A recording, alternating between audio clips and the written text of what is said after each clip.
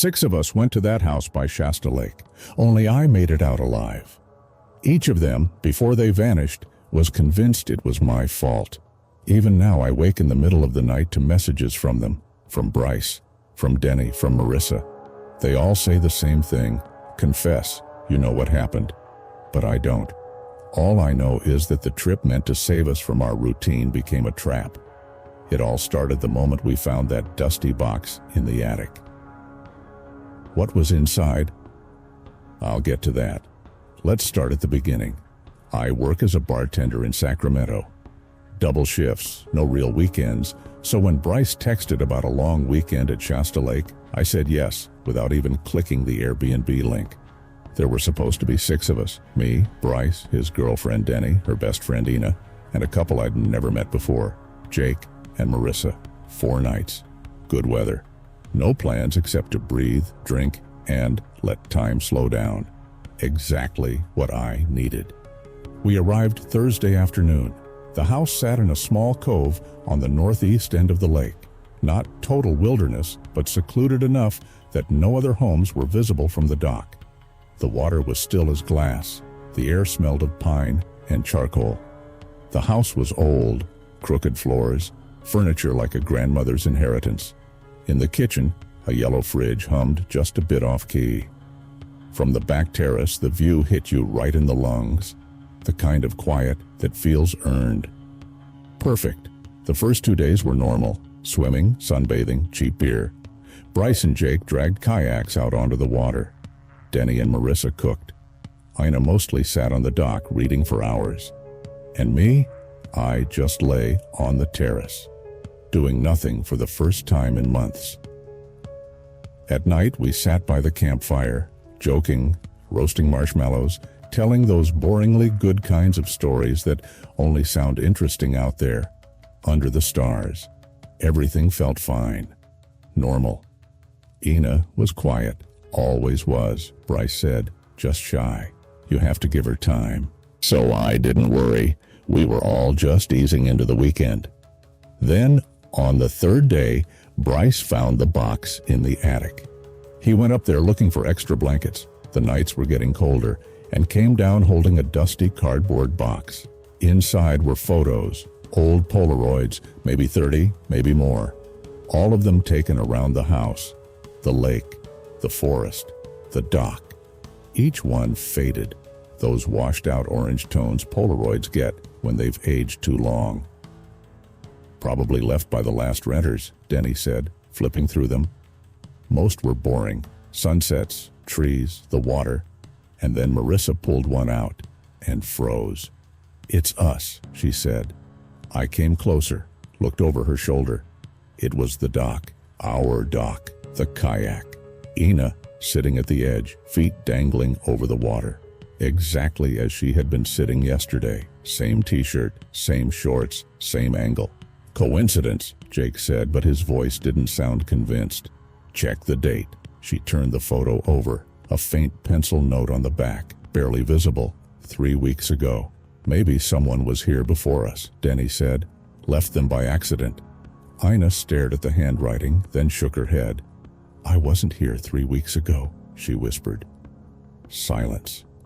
"No," Bryce said, forcing a laugh that didn't sound real. "She means maybe the last guests, like Airbnb prank or something." None of us responded. We went through the rest of the photos. 2 more stood out. One showed the back terrace, our terrace. The same table, the same mugs.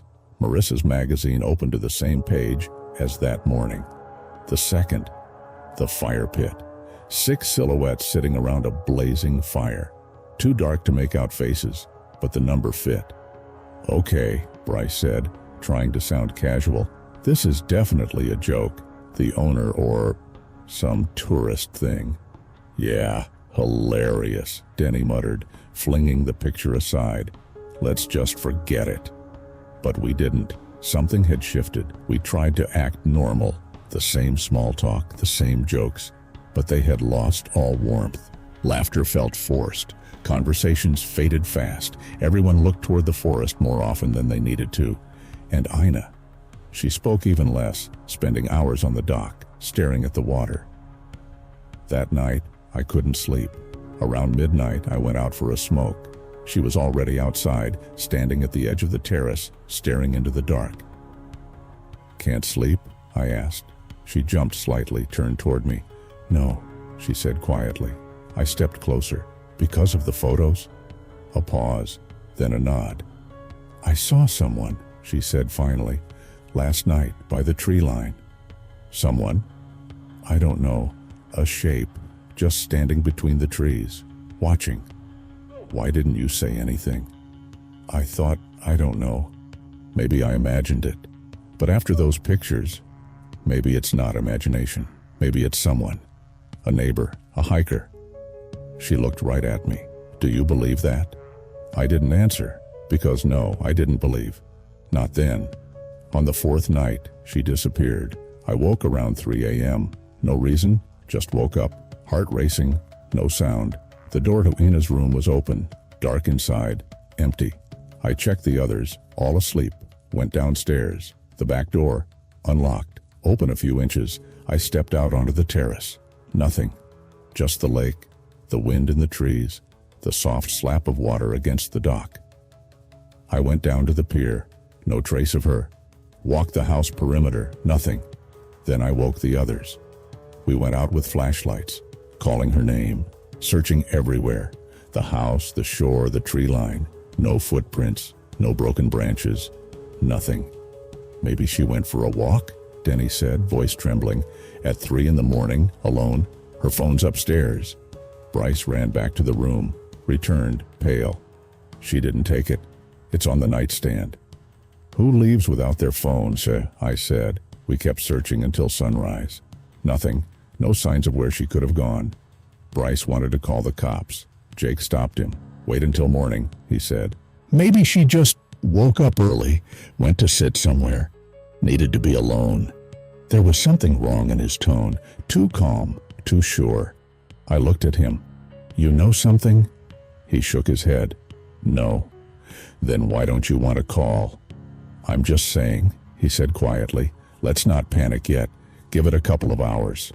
We waited and waited. Dawn came, but she didn't. At 8 a.m., Bryce called the police. They arrived an hour later. 2 officers, polite but tired. The same routine questions. "When did you last see her?" "What was she wearing?" "Any arguments? Any problems?" "No, everything was fine." "She seemed upset." "No, just quiet. She's always quiet." They searched the area, asked about the lake. Could she have gone swimming? Maybe drowned? "In the middle of the night?" I said. "I doubt it. People do strange things," one of them muttered. By noon, they left, said they'd continue searching. Divers would come if needed, but officially, she wouldn't be considered missing for 24 hours. 24 hours. Denny was barely holding it together. "She's missing now. We understand. We're doing what we can." But when they left, it felt like the world took a step back, and the silence moved in. There were 6 of us. Now there were 5. And that's when it began. Marissa spoke first, her voice barely above a whisper. "What if it was one of us?" We all turned to her. "What do you mean?" Bryce asked. "She disappeared from inside the house. The door was unlocked from the inside. No signs of a struggle.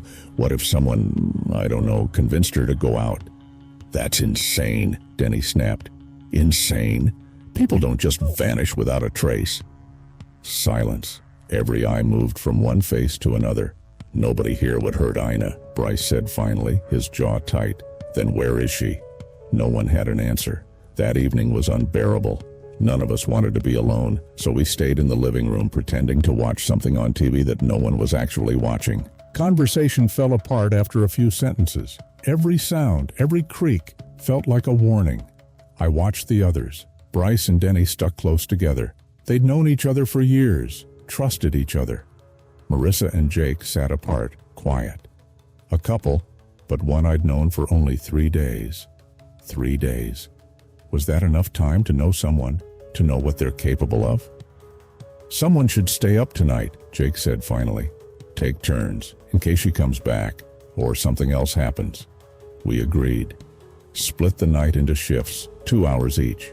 I got the 2 to 4 slot, right around the time she vanished. Bryce and Denny went to bed first. Marissa and Jake stayed for the first rounds. He'd take the watch until midnight, then she'd stay up until 2.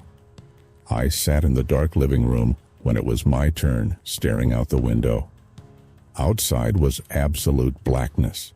No moon. Just the sound of trees moving against the lake wind. Around 1 a.m., I heard footsteps upstairs, slow creaking floorboards. "Marissa?" I called. She came down the stairs a moment later. "Can't sleep," she said. "I get that." I nodded.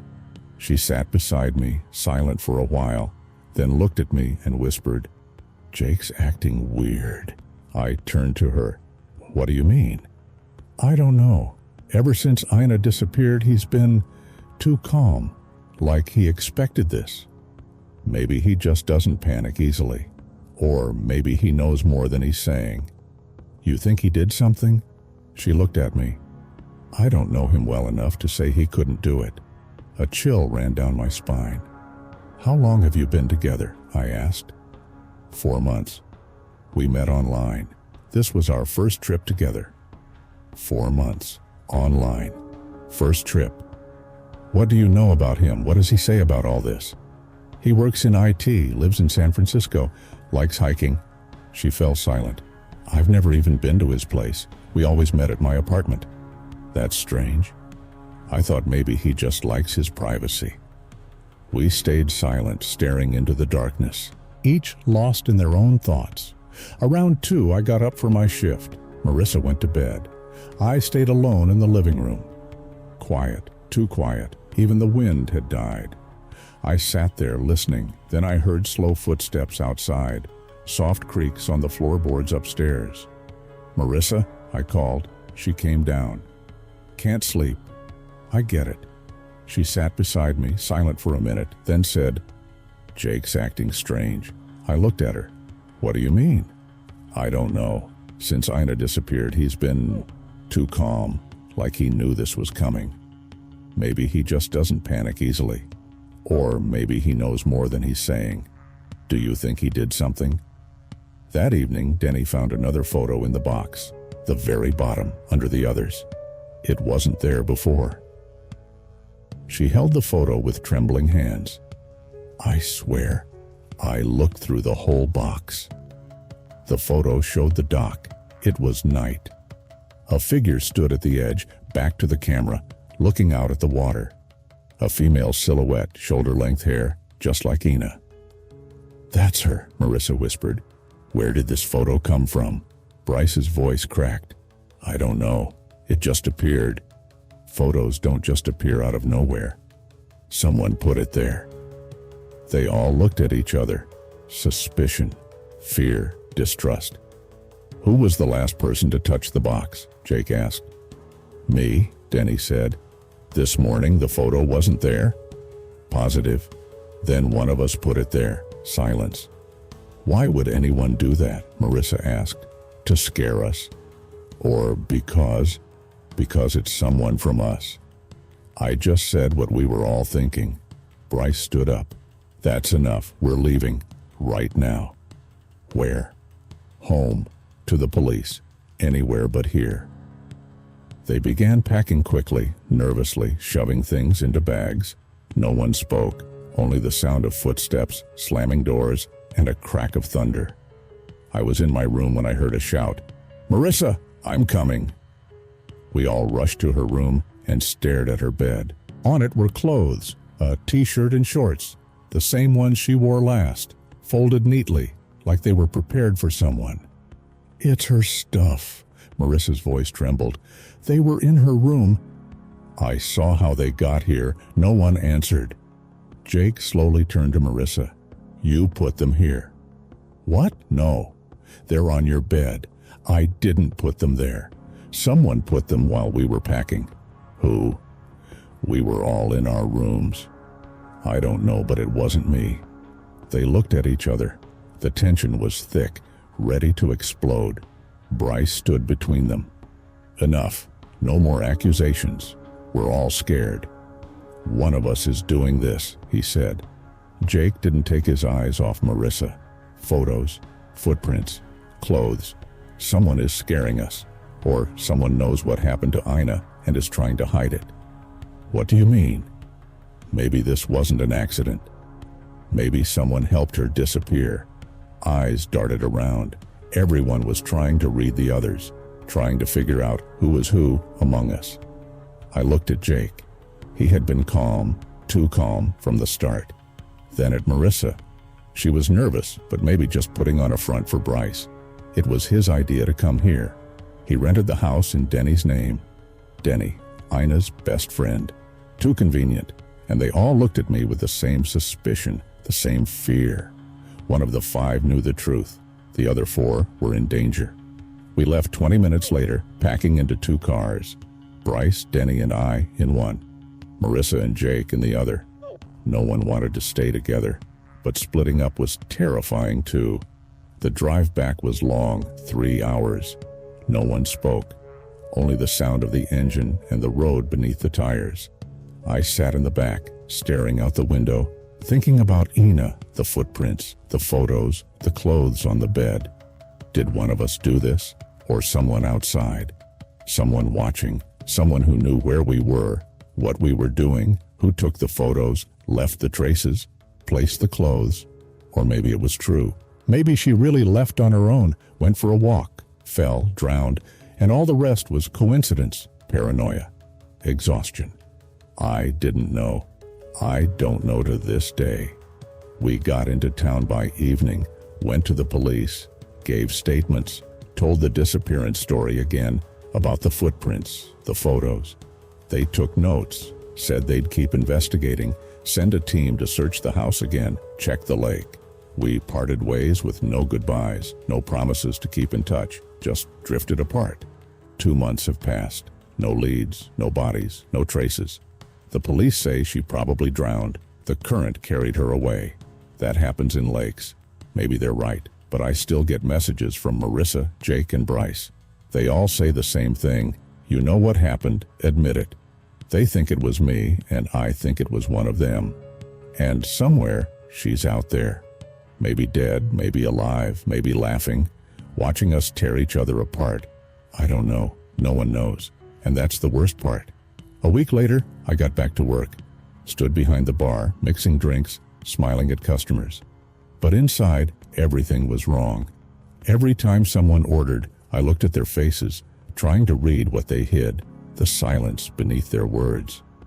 I trusted no one, not regular customers, not even coworkers. Because if one of my friends, if someone I spent those 4 days with, could do it, who can I trust? I didn't sleep nights, lying in the dark, replaying every moment of that trip, every conversation, every look, every silence, searching for clues, something I missed. Bryce organized the trip, chose the house. Maybe he knew more than he said. Maybe he picked that place purposely. But why? What was his motive? He knew Ina for years. No reason to hurt her. Or was there? I remembered a moment, the second night. Bryce and Ina were talking on the dock. I watched from afar. They stood close. He was talking. She was listening. Then she shook her head and walked away. He watched her go for a long time with some expression I couldn't read.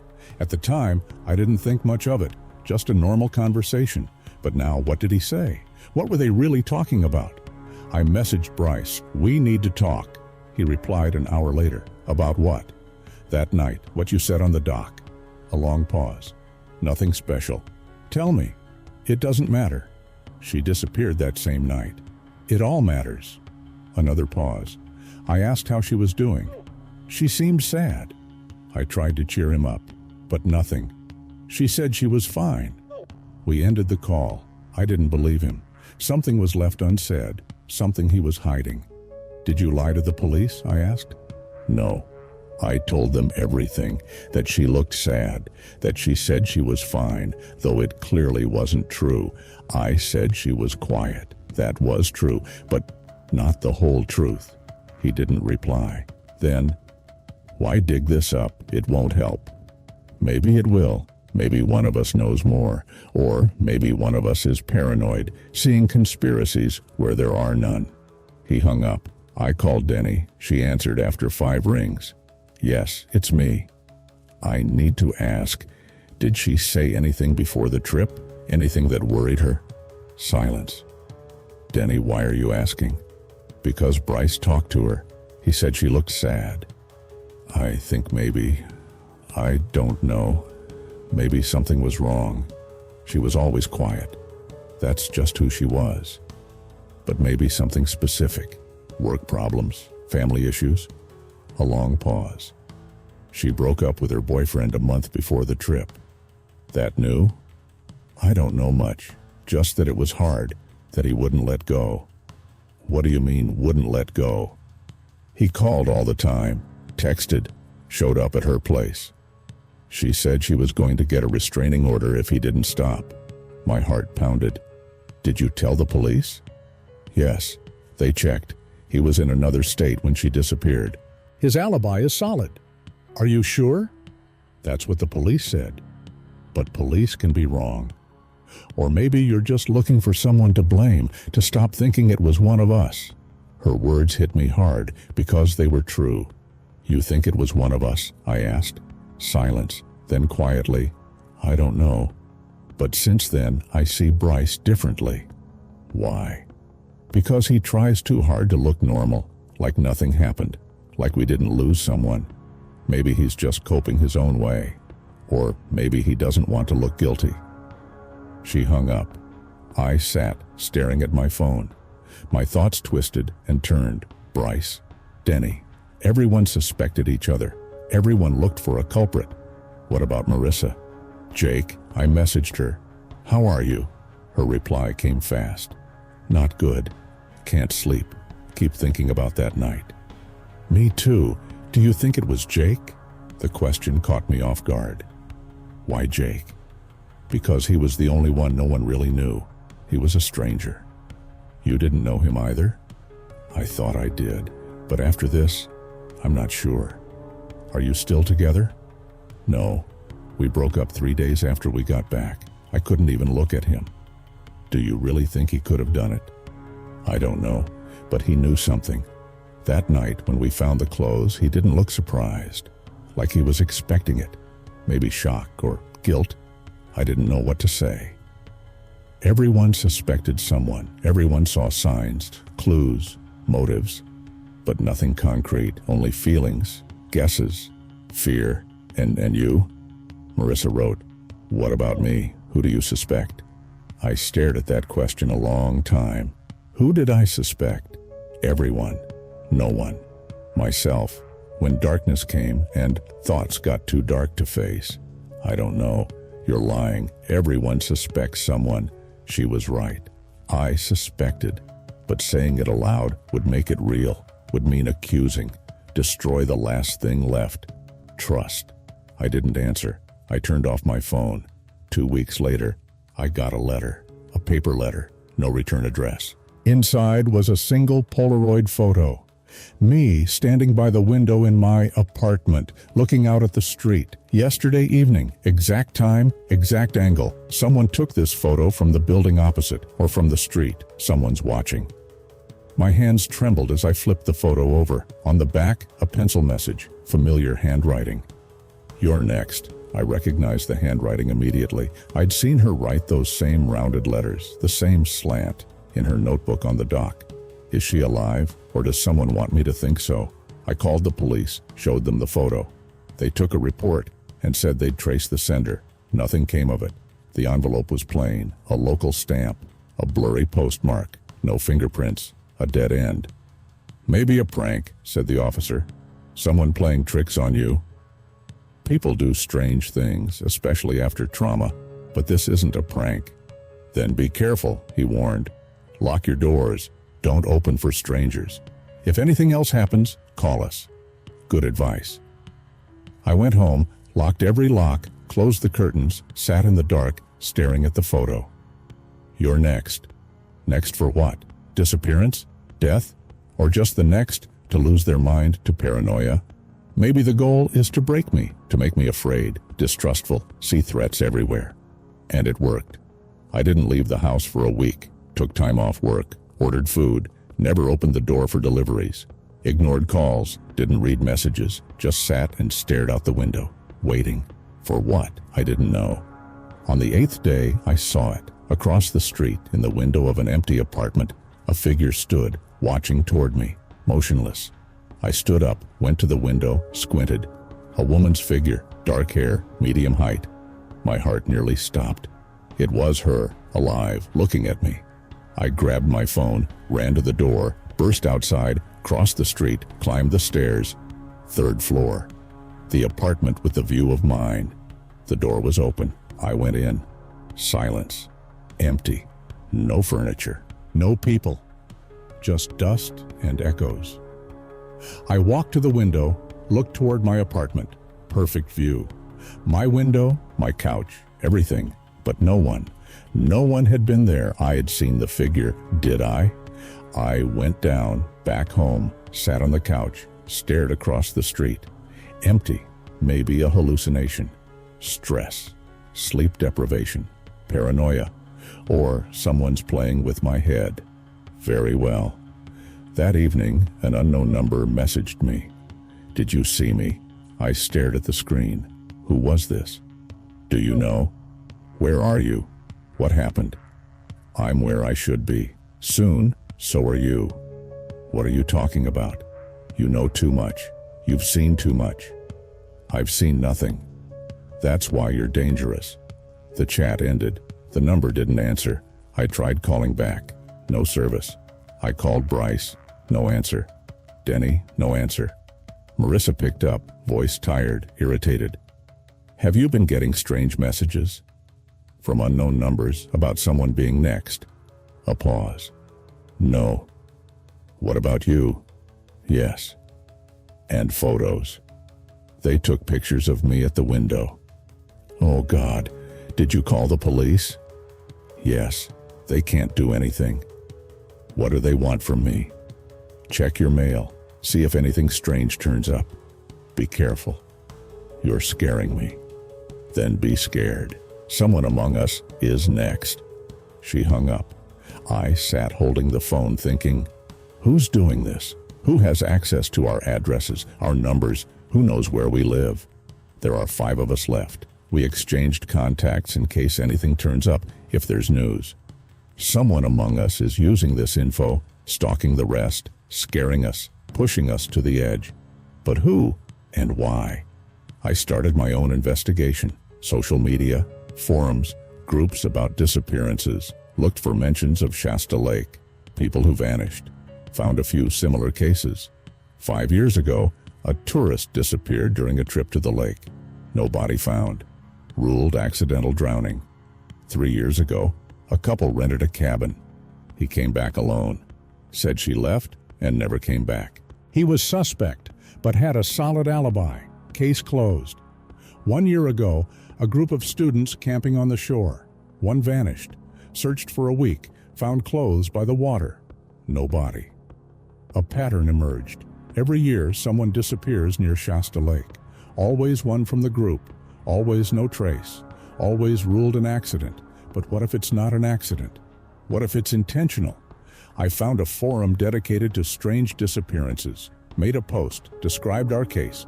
No names, just facts. The reply came an hour later, from a user named Observer. You were neither the first nor the last. The lake demands. What do you mean, demands? I asked. Payment. Every season, one must stay. That's insane. Call it what you want, but check the history. Every summer, every fall, someone disappears. Who are you? The one who knows, the one who survived. I was in a group of 6, 20 years ago. 5 returned. My sister stayed behind. What happened to her? I don't know. But after I researched, found records, archives. They go back decades, maybe more. Someone or something takes people. Who? If I knew, I'd tell the police. But they don't believe. They think it's coincidence, accidents, suicide. And you, what do you believe?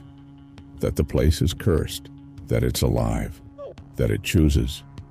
Chooses who? The weak, the lonely, those who won't resist, who will leave quietly.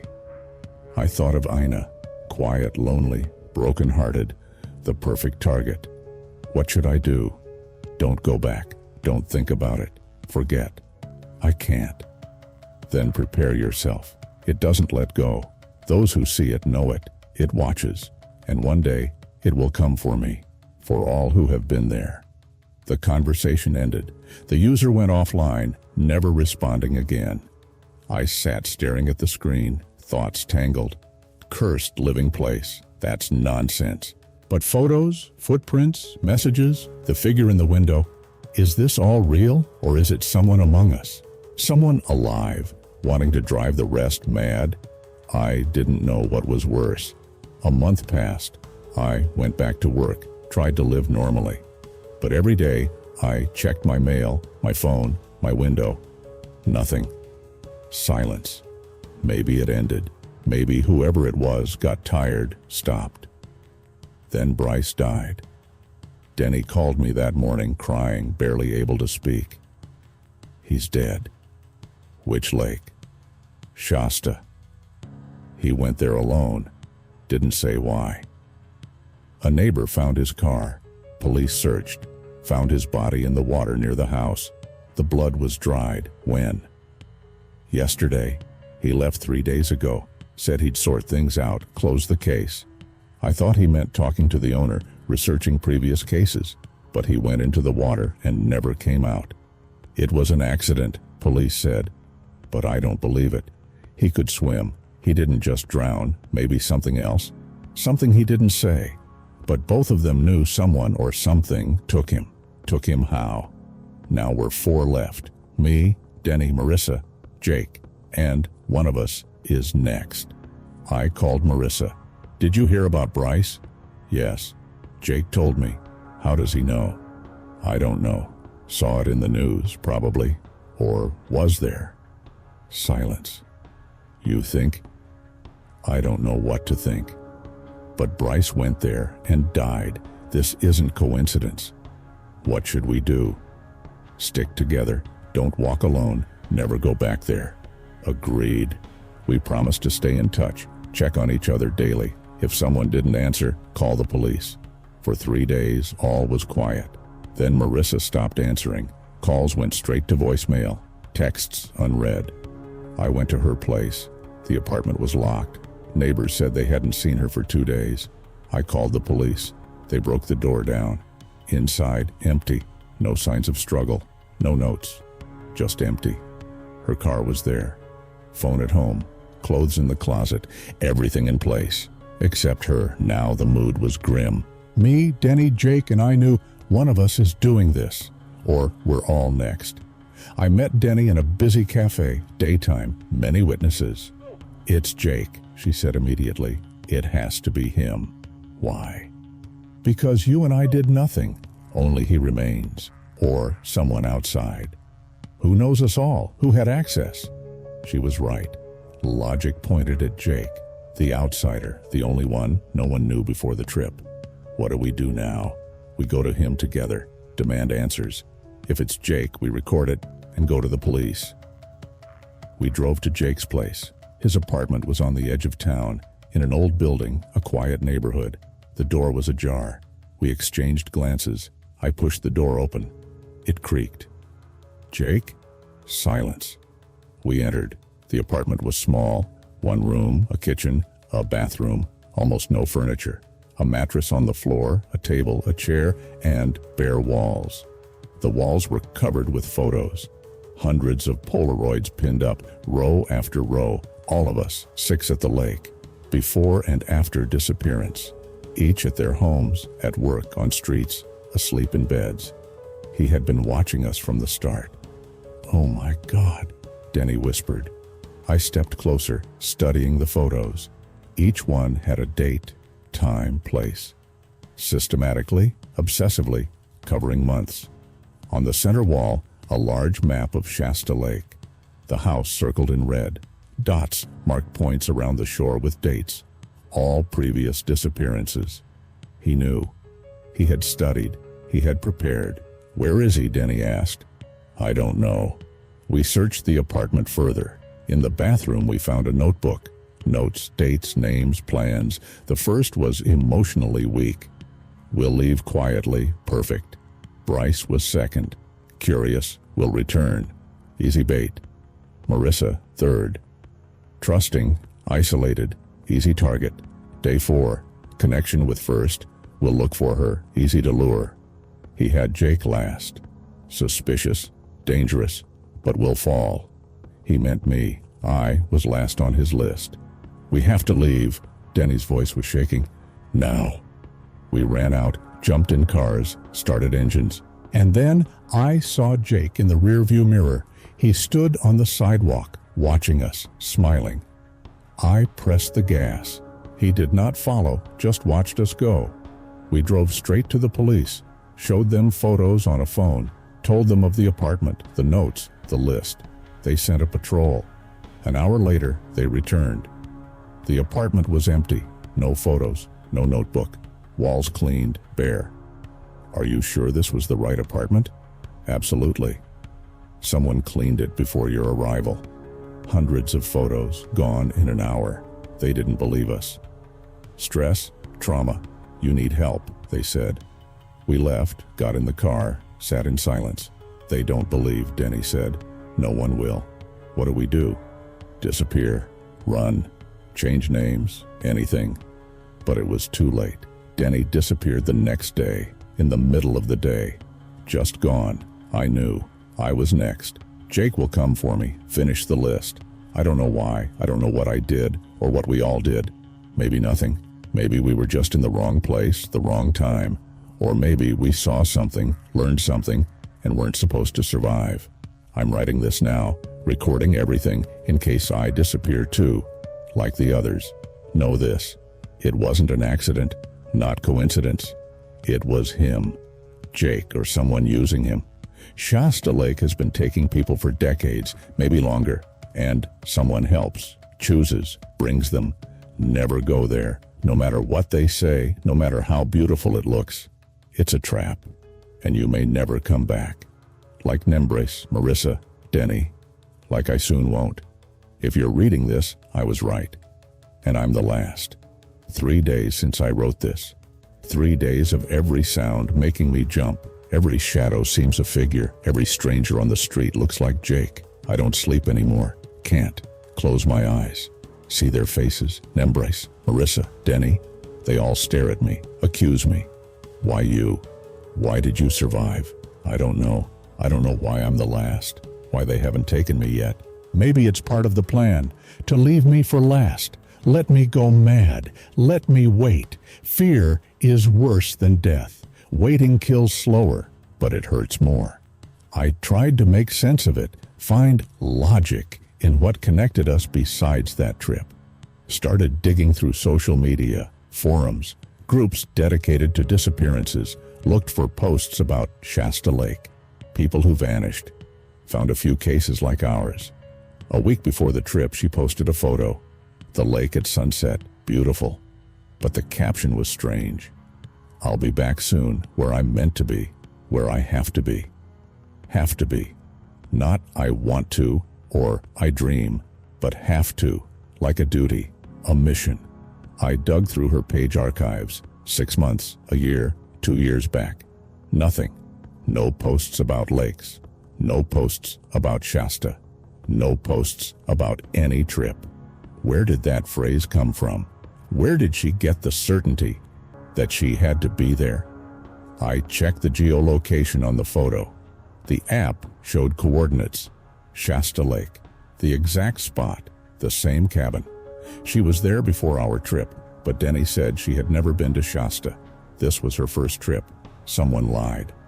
I asked the police if they'd checked her phone, her story through geolocations, GPS data.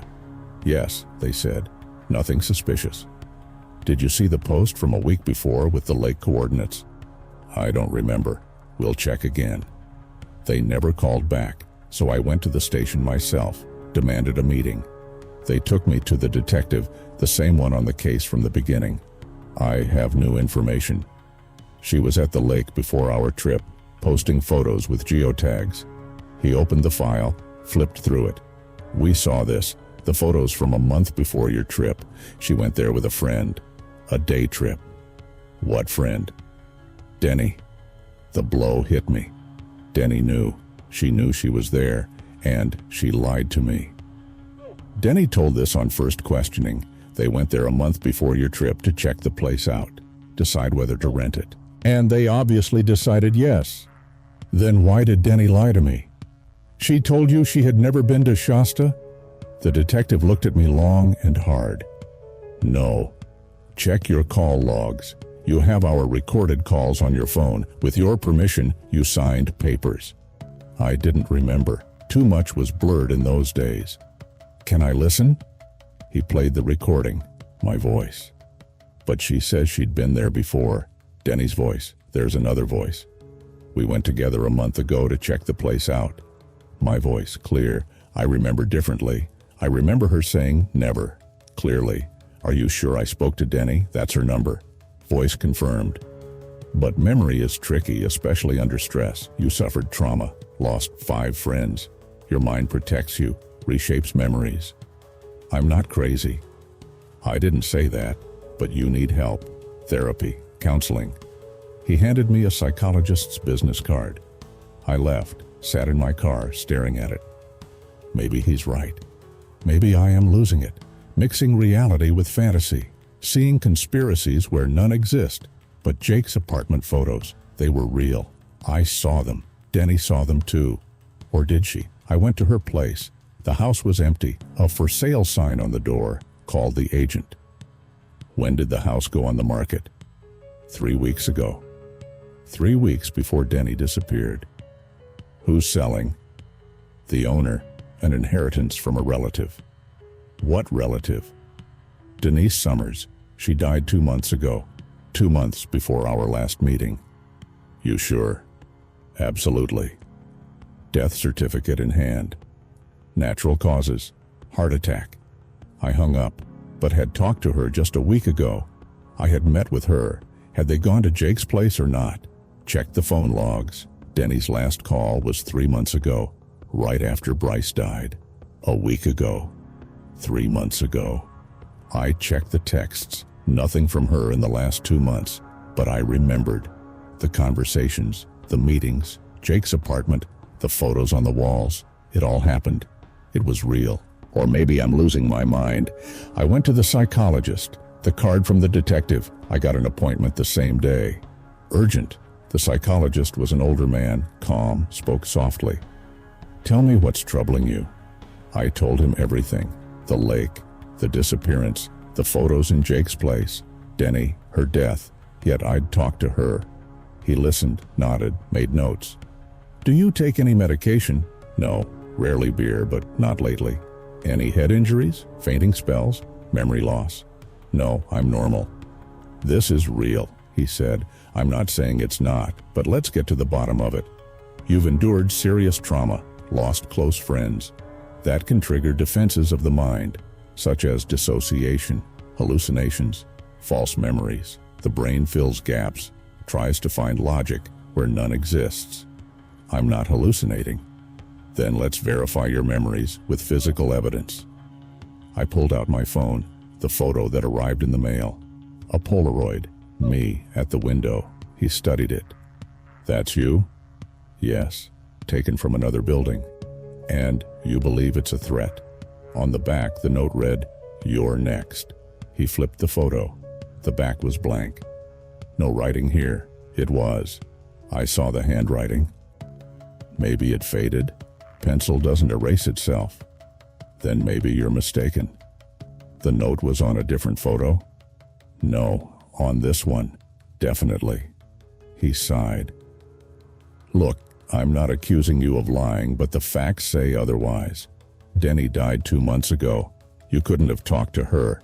That note isn't on the photo. Maybe your mind added these details to explain the unexplained. I'm not crazy. No, you're traumatized and need help. I recommend therapy, maybe medication, to stabilize your condition.